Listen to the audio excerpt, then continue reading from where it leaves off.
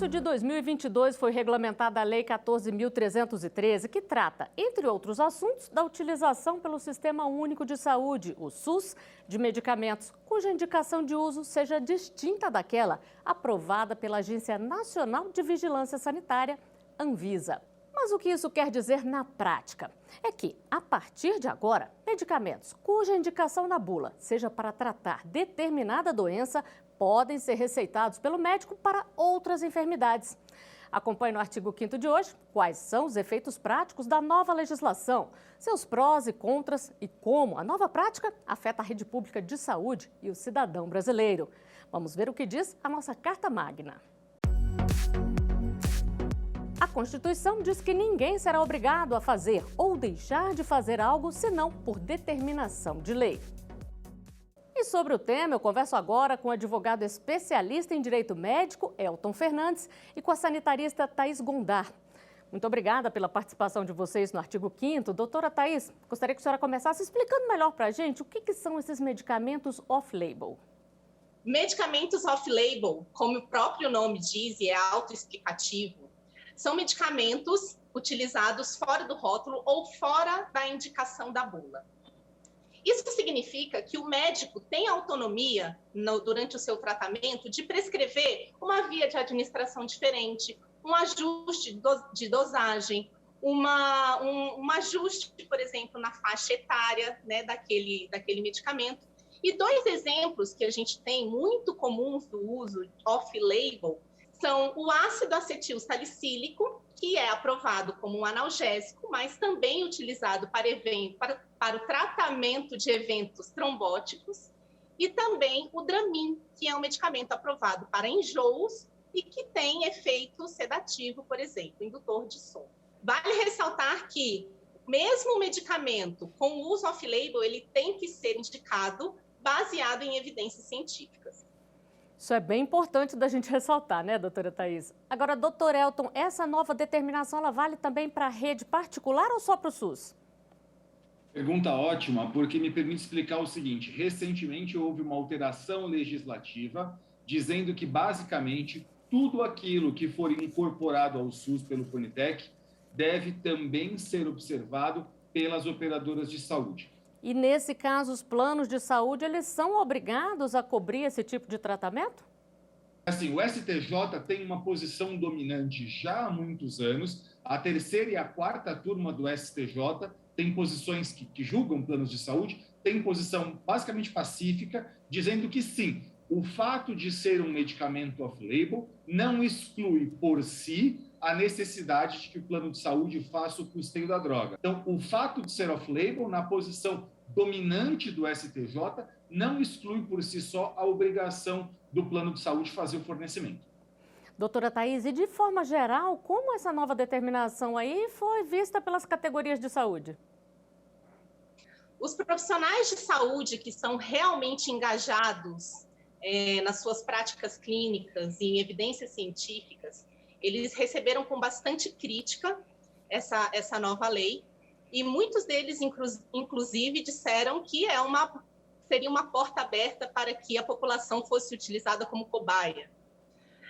Eu, particularmente, tenho uma crítica pessoal a essa lei, porque ela altera significativamente a governança do SUS no que diz respeito à incorporação de novas tecnologias e medicamentos no sistema público de saúde. Isso porque essa lei nova, 14.1313, ela altera o artigo 19 da Lei Orgânica do SUS, que até então proibia o uso de medicamentos off-label e de tecnologias não aprovadas pela Anvisa. A Conitec, ela não possui competência institucional para realizar a avaliação sanitária completa de produtos, ou seja, para atestar a eficácia, a segurança e a qualidade. Quem tem responsabilidade sobre essa ação é a própria Anvisa, que possui critérios sanitários bastante rígidos para a aprovação de um novo produto, inclusive para a aprovação de uma indicação em bula ou uma extensão de indicação em bula, por exemplo, né? No caso, as atribuições da Conitec são estabelecer diretrizes clínicas e realizar avaliações de custo-efetividade para verificar se uma nova tecnologia ou um novo medicamento, uma vez adquirido pelo sistema público de saúde, ela tenha benefício, tanto do ponto de vista econômico quanto do ponto de vista de saúde pública. Nesse sentido, essa lei abre uma prerrogativa e um risco para a saúde pública quando desconsidera o aval da Anvisa. Doutor Elton, o senhor aí, como especialista do direito médico, o que tem a dizer sobre isso? Olha, eu entendo a preocupação da doutora, né, e entendo a preocupação da comunidade científica como um todo, vis-à-vis os últimos acontecimentos e o fato de que o próprio Conitec recentemente foi envolvido numa discussão a respeito ali daquele medicamento, os medicamentos do kit Covid. Então, eu entendo toda a preocupação. É muito importante a gente ter em mente algumas questões que, quando a lei fala da incorporação de medicamentos como esse, ela vai falar em efetividade, né? Ela vai falar em acurácia do medicamento e ela vai falar em segurança, ou seja, a palavra do Conitec a respeito disso não pode estar desinvestida destes critérios, dos critérios técnicos. Mas note, em todo o mundo, na verdade, existe a indicação de medicamentos off-label.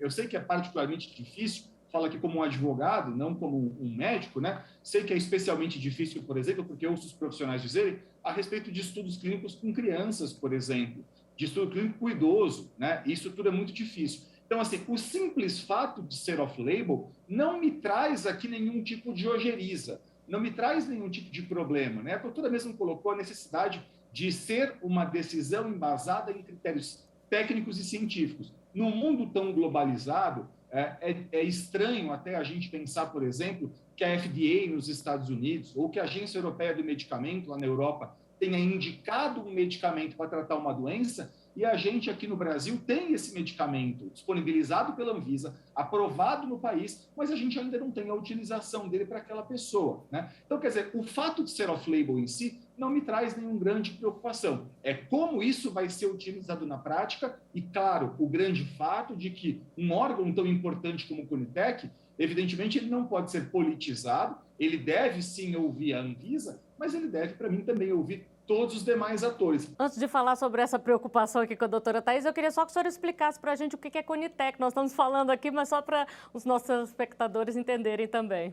Maravilha. O Conitec, na verdade, é a Comissão Nacional de Incorporação de Tecnologias no Sistema Público de Saúde, né? No Sistema Único de Saúde, como a gente diz. É um órgão, na verdade, é um órgão ligado ao Ministério da Saúde, que faz aí a análise de se um medicamento, por exemplo, que já está aprovado pela Anvisa, ele deve ser ou não incorporado pelo SUS. Note, são coisas distintas. A Anvisa faz a análise do medicamento do ponto de vista sanitário para saber se ela registra no Brasil ou não. O Conitec vai entender se esse medicamento, por exemplo, deve ser disponibilizado no sistema público de saúde. Os critérios são um pouco diferentes. Por exemplo, quando o Conitec vai decidir se esse medicamento deve ser incorporado ou não, ele vai tomar em consideração qual é o público a ser atendido, qual é o custo, qual é a efetividade, se existe outro similar já no SUS ou não, apto a tratar esses pacientes todos. Então, são duas análises distintas. A da Anvisa, para registrar, e o do Conitec. Então, o Conitec decide se esse medicamento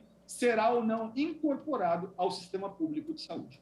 Pois é, doutora Thaís, então em que casos o uso de medicamento off-label pode ser recomendado? Bom, o uso não justificado, ele não deve ser feito, né? Conforme o doutor Elton bem explicou, esse uso ele deve ser embasado em estudos científicos, né? O que acontece é que muitas vezes a gente tem falta dessas evidências.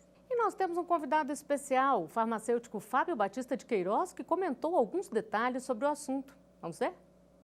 Alguns efeitos adversos, né, que os medicamentos apresentam, eles são considerados adversos porque não se esperava aquele efeito no estudo inicialmente feito, né? Ou alguns efeitos também que aparecem durante o uso no grande da população. Com esses efeitos adversos, podem ser efeitos que são adversos, mas não são, ou colaterais, mas eles em si não quer dizer que são efeitos ruins. Por exemplo, você lançou um medicamento indicado para dor no joelho, e com o passar do tempo, na prática clínica dos médicos e dos profissionais de saúde, percebe que esse medicamento tem uma ação também para dor de cabeça. Então passa-se a fazer estudos clínicos, né? E nesses estudos clínicos vão se coletando evidências, e essas evidências são utilizadas daí para se propor uma inclusão em bula.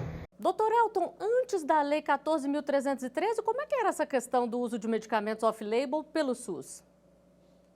Bom, excelente pergunta também, porque me permite explicar o seguinte. Originalmente, o artigo 19T da Lei 8.080 de 90, a Lei Orgânica do Sistema Público de Saúde, ela basicamente, traduzindo, ela proibia que o Sistema Público de Saúde pagasse, reembolsasse esse tipo de tratamento.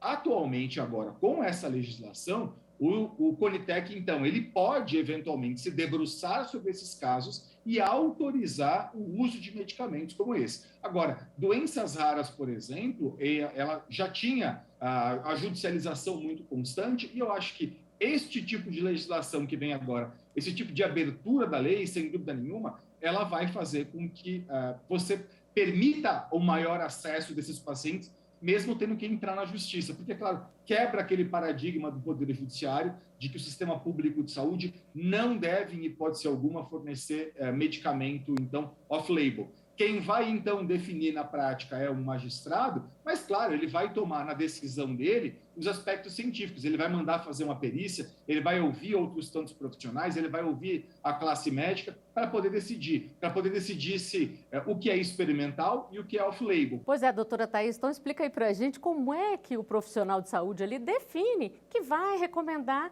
um tratamento, um medicamento off-label, quais são os critérios aí que ele usa?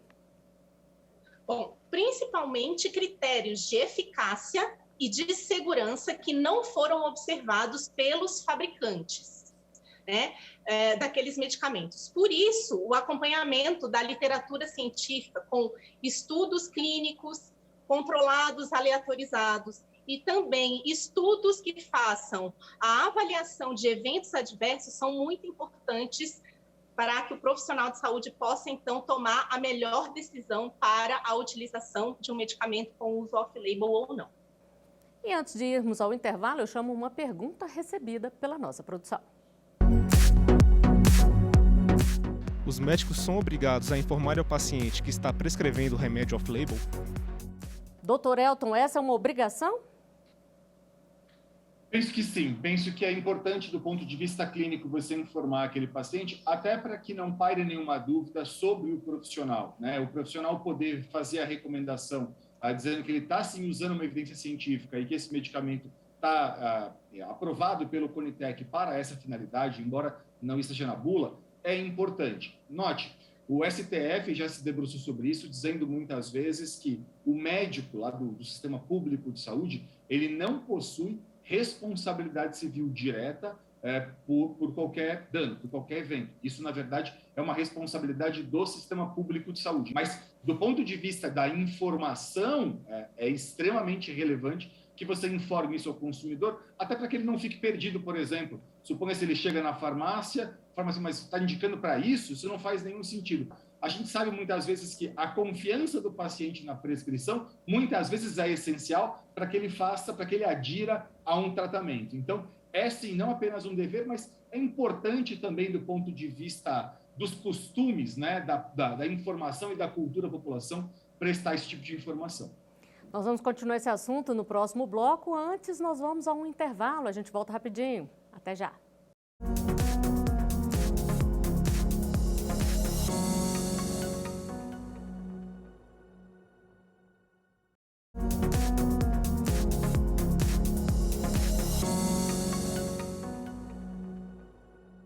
O artigo 5º está de volta, hoje falando sobre a prescrição de medicamentos para tratamento diverso do que está previsto na bula. A prática foi regulamentada pelo governo federal. Sobre esse tema, eu continuo conversando com o advogado especialista em direito médico, Elton Fernandes, e com a sanitarista Thaís Gondar. E a gente mostra agora uma reportagem sobre decisão do Superior Tribunal de Justiça. O STJ reconheceu a competência da Justiça Estadual para julgar pedido de medicamento registrado na Anvisa e destinado a uso off-label. Uma mulher ajuizou a ação contra o estado do Rio Grande do Sul requerendo o fornecimento do medicamento lactulose xarope, depois de ter o pedido indeferido administrativamente pelo ente público, ao argumento de que o fármaco não era fornecido para a doença dela. O Juizado Especial da Fazenda Pública de Santa Maria determinou de ofício a inclusão da União no polo passivo com a consequente remessa do feito ao Juízo Federal. A terceira Vara Federal de Santa Maria concluiu pela própria ilegitimidade passiva e determinou o retorno dos autos ao Juizado Estadual. Inicialmente, em decisão individual, o relator do conflito de competência no STJ, ministro Herman Benjamin, determinou que o processo fosse julgado pela Vara Federal. Ao reanalisar o caso no colegiado da primeira sessão, ele reconsiderou e a primeira sessão reconheceu a competência da Justiça Estadual. Para Herman Benjamin, na hipótese dos autos, o medicamento requerido, ainda que para uso off-label, tem registro na Anvisa, de modo que, em se tratando de responsabilidade solidária dos entes federados, não ajuizada a demanda contra a União e afastada a competência da Justiça Federal. Doutor Elton, são muitas ações na Justiça sobre esse tipo de tratamento. Qual tem sido aí o entendimento geral? É bastante comum a judicialização de medicamentos off-label e é por isso que eu me ressinto um pouco, e aí vou falar aqui como advogado, quando as pessoas criticam tanto a judicialização da saúde como se isso fosse um mal em si. Na verdade, isso não é um mal em si mesmo. A judicialização da saúde, ela está muito ligada a tratamentos, por exemplo, oncológicos em geral, a medicamentos, por exemplo, para doenças raras.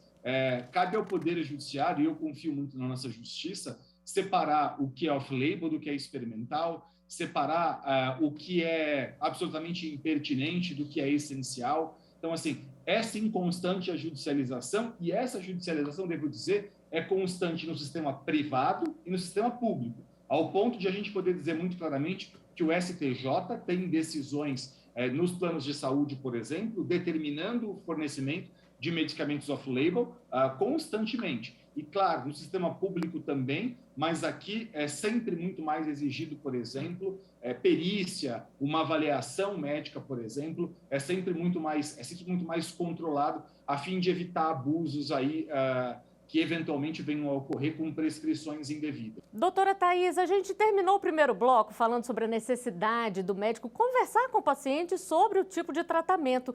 Como é que é na prática? Normalmente o profissional de saúde explica que vai prescrever um medicamento off-label, quais são os riscos dele? Flávia, normalmente a gente costuma ignorar o fato de que o paciente também tem poder de decisão sobre o seu próprio tratamento. E para isso, para que ele possa, então, fazer a melhor escolha para a sua saúde, é fundamental que o profissional de saúde esclareça que aquele medicamento está sendo utilizado fora da indicação que está na bula. E você sabe como é o estudo que define a eficácia de um medicamento? Eu chamo novamente o farmacêutico para nos responder essa pergunta.